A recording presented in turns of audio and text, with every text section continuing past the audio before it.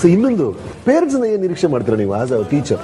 ನಾನು ಒಂದೇ ಕೈ ಮುಗಿದು ಬೇಡ್ಕೊಳ್ಳೋದು, ದಯವಿಟ್ಟು ನಿಮ್ಮ ಮಕ್ಕಳ ಕಣ್ಣಲ್ಲಿ ಶಿಕ್ಷಕರನ್ನ ಸಣ್ಣವರನ್ನಾಗಿ ಮಾಡಬೇಡಿ. ಅಂದ್ರೆ ಸರ್, ಈಗ ತಂದೆ ಯಾವುದೋ ದೊಡ್ಡ ಕಂಪನಿಯಲ್ಲಿ ಮ್ಯಾನೇಜರ್ ಆಗಿದ್ದಾರೆ, ಜನರಲ್ ಮ್ಯಾನೇಜರ್, ಮ್ಯಾನೇಜಿಂಗ್ ಡೈರೆಕ್ಟರ್ ಆಗಿದ್ದಾರೆ. ಅವನೇನೋ ಟೀಚರು, ಎಲ್ಲ ಕೂಡ ₹1,800 ಸಂಬಳ ಅವನಿಗೆ.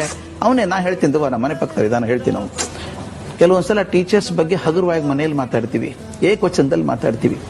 ಮಾತಾಡೋದ್ರಿಂದ ಏನಾಗುತ್ತೆ ಅಂದ್ರೆ ಮಗುಗೆ ಶಿಕ್ಷಕರ ಬಗ್ಗೆ ಅಭಿಪ್ರಾಯ ಕಮ್ಮಿ ಆಗ್ತದೆ. ಒಂದು ಸಲ ಮಗುಗೆ ಶಿಕ್ಷಕರಲ್ಲಿ ನಂಬಿಕೆ ಹೋಗ್ಬಿಟ್ರೆ ಶಿಕ್ಷಕ ಕಲಿಸಿದ್ ಯಾವುದು ಮಕ್ಕಳಿಗೆ ಮುಟ್ಟಲ್ಲ, ಅದು ಬೇಕಿಲ್ಲ.